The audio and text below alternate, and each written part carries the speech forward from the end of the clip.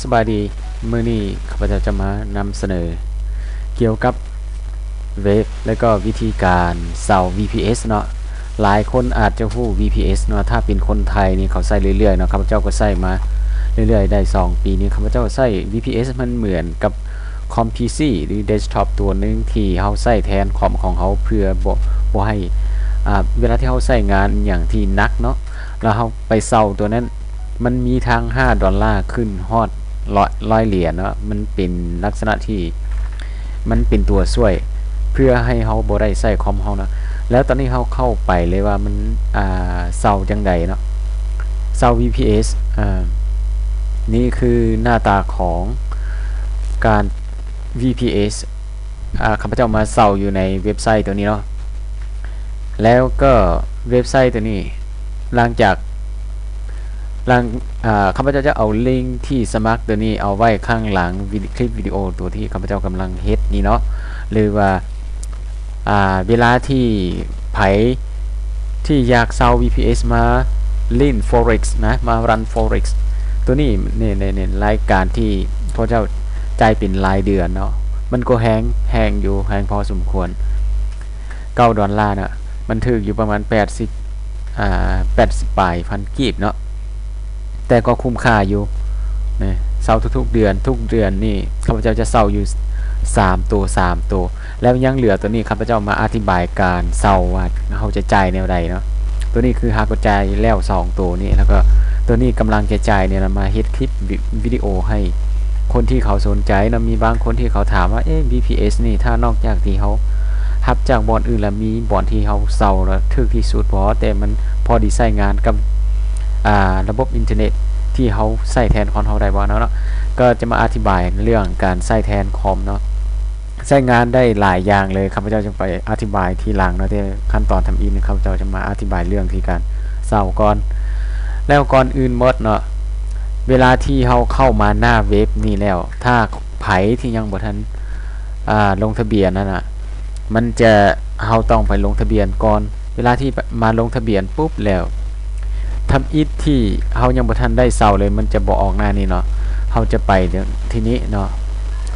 order new service เนาะแต่อันนี้คือเบิ่งรายการ service ของเฮาเนี่ยมันมีอยู่1 2 3เนาะยัง active อยู่เพราะว่าข้าพเจ้าใช้งานอยู่มันบุรีเนาะจ่ายเป็นรายเดือนแล้วก็ไปเบิ่งว่าเวลาที่เฮาเข้ามาหน้าโฮมมันเป็นจังไดเวลาที่เฮาเข้าปุ๊บเว็บไซต์มันจะเป็นจังซี่มันจะเป็นจังซี่ตัว3นี่คือข้าพเจ้าเซาอยู่3ตัว VPS เนาะแล้วอันนี้คือยังอันนึงที่เฮายังบ่ทันจ่ายค่าเซาแล้วเฮาก็ถ้าเฮาต้องการเซาเด้เฮาไปใส่เนาะเฮาต้องการเซาเฮาต้องไปนี้คลิกไปที่นี่แล้วก็แถวที่3เนาะ order new service นะแล้วเราคลิกมานี่เราคลิกเราทับแป๊บเดียวเนาะเราคลิกมานี่เราเลือกเนาะเราเลือกตามใจเลยตามใจที่เราต้องการว่าค่อยต้องการตัวแห้งซ้ำใดราคาเท่าใดต่อเดือนแล้วส่วนข้าพเจ้าจะเลือกตัว$95ต่อเดือนเพราะมันก็ใช้งานอยู่แล้วเนาะมันใช้ได้งานอยู่แล้วมันใช้งานให้เขาเล่น Forex ก็ได้เพื่อรัน EA เนาะเพื่อเขาใช้รัน EA กับรันบอร์ดอยู่ในเว็บไซต์ใดนึงแต่ว่าข้าพเจ้าจะไปอธิบายตัวนี้อยู่ทีหลังเนาะแล้วถ้าเราจะเลือกตัวที่Windows ที่ RAM 8 GB แม่นละประมาณท่านแหละแล้วมี CPU แต่ว่าอันนี้มันความแรงจะหลายกว่าตัวนี้เนาะอันนี้เพียงแต่2 จิกแต่นี่เฮาต้องการตัวแรงสำไรมันก็มีมอดมันลักษณะเป็นเครื่องคอมเนาะแต่ว่าข้าพเจ้าก็เขาบ่มีธุรกิจที่ดีๆเฮามีแต่ธุรกิจทั่วๆไปเพื่อเฮ็ดเป็นการเรียนรู้ทั่วไปเท่านั้นเฮาต้องมาเริ่มต้นจากตัวนี้เพื่อให้มันประหยัดเศรษฐกิจของเฮาเวลาเฮาเข้าไปเฮาคลิกไปที่นี่เนาะแต่ว่าจะมีเป็นขั้นเป็นตอนไปแล้วจะอธิบายแบบนี้ก่อนแล้วไป ตอนนี้เข้าไปเบิ่งตัวที่ข้าพเจ้าจะไปเสาเลยว่ามันเป็นจังไดเนาะ review action ตัวนี้คือการreview ต่างๆ products ทุกอันนี่มันสามารถใช้งานกับอัน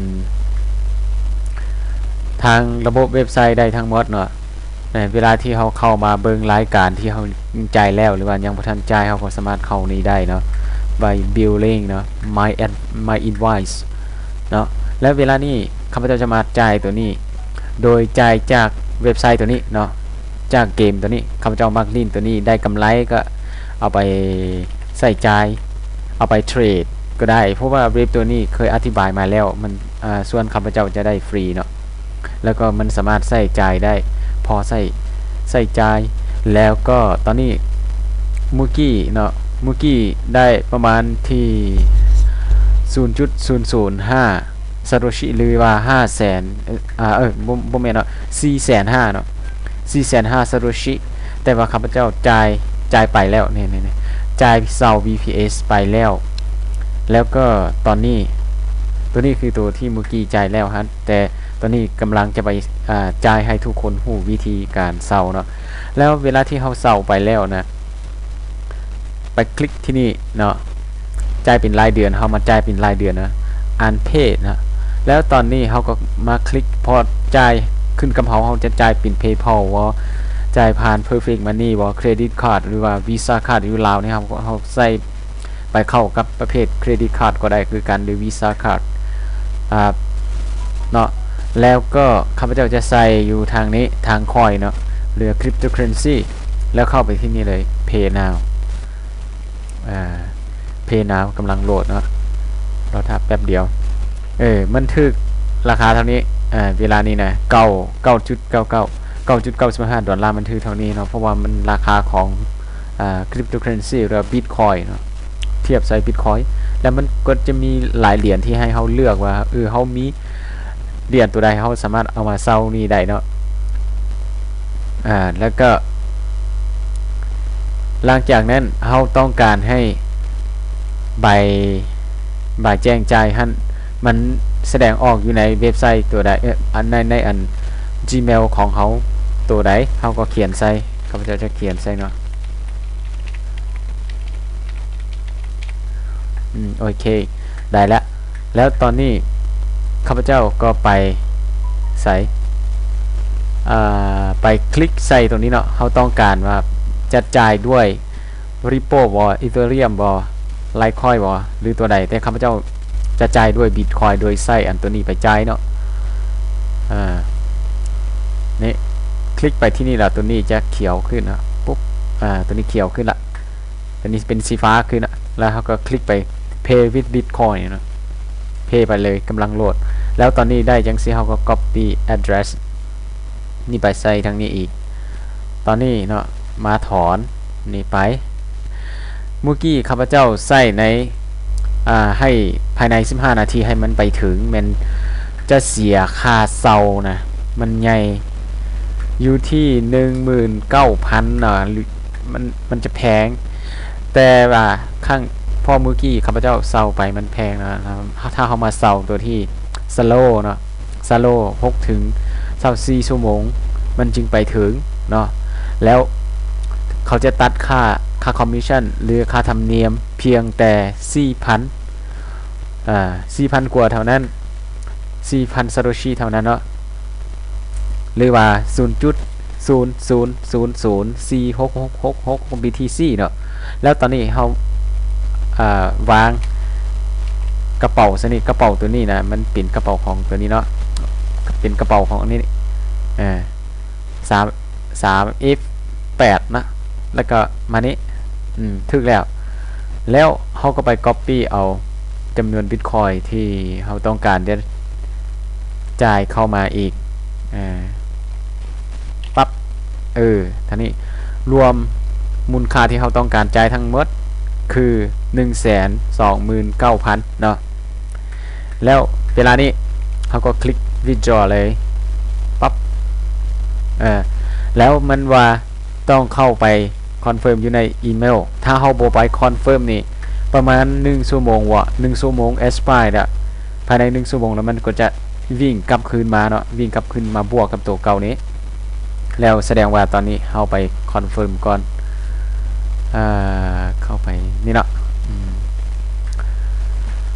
ไปคลิกคอนเฟิร์มตอนนี้นี่ reply no reply เนี่ย confirm your payment to นะเราต้องเช็คว่ามันถูกหรือบ่เราถ้าถูกแล้วเราจึงคอนเฟิร์มถ้าบ่ถูกนี่เราบ่ต้องคอนเฟิร์มเช็คตัวนี้กับตัวใดถ้าบ่ถูกนี่เราคลิกเรารอท่าแต่ว่าถ้าถูกแล้วเราเบิ่งไปเช็คตัวนี้เนาะครับตัวนี้มันถูกกันบ่มันถูกกันแล้วนี่มันถูกกันกับตัวนี้แล้วเราก็คอนเฟิร์มเลยคอนเฟิร์มเวลาคอนเฟิร์มเราก็คลิกคอนเฟิร์มsuccess confirm your payment request ไปทั้งนี้ละมีได้รอท่า6ถึงเท่าไหร่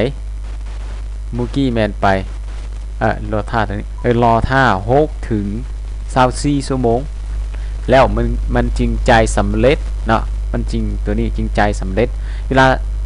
เฮ็ดแบบนี้แล้วเราบ่ต้องไปคลิก cancel เนาะเราคลิก cancel เราบางครั้งข้าพเจ้าบ่ได้คลิกเทื่อแต่ว่าอาจจะบ่ฮู้ว่าจะเกิดอะไรให้กับเงินที่เราเงินดิจิตอลที่เราจ่ายไปนะเพราะว่าระบบของเขานี่ทั้งบ่แม่นระบบของเขาเนาะแล้วก็มีแต่หมดเท่านี้เนาะมีแต่รอท่าตัวนี้เราสามารถปิดพวกนี้ได้เนาะเวลาที่เราถ้าจ่ายสำเร็จแล้วมันจะเป็นจังซี่มันจะออก paid and confirm it และติ๊กตัวหมายสีเขียวให้เขาแล้วก็ตัวนี้มันยังอยู่ในลักษณะที่เป็นแบบซี่เนาะเพราะว่ายังรอท่าให้มันคอนเฟิร์มแต่ว่าไปอยู่ในลักษณะสโลว์แล้วจะใช้เวลานานกว่าตัวที่ instantly เนาะแล้วตัวนี้เขาก็สามารถปิดไปอันนี้ตอนนี้เขาสามารถปิดได้ทุกอย่างไปนะเนี่ยถ้าเวลาที่สำเร็จแล้วมันจะแจ้งเตือนมานี่เนาะมันจะแจ้งเตือนมานี่มันจะแจ้งเตือนตามเพราะตัวนี้คือข้าพเจ้าหากดจ่ายเมื่อกี้ครับนะเพจนะในวันที่ตัวนี้ที่จริงแล้ววันที่5เนาะจริงจ่ายแต่ว่าข้าพเจ้ามาจ่ายอยู่วันที่4ล่ะเพราะว่าเนี่ยข้าพเจ้ามาจ่ายอยู่วันที่4แท้ที่จริงแล้วกำหนดจ่ายเป็นวันที่5แต่ข้าพเจ้าเพียงแต่จ่ายล่วงหน้าเขาสามารถ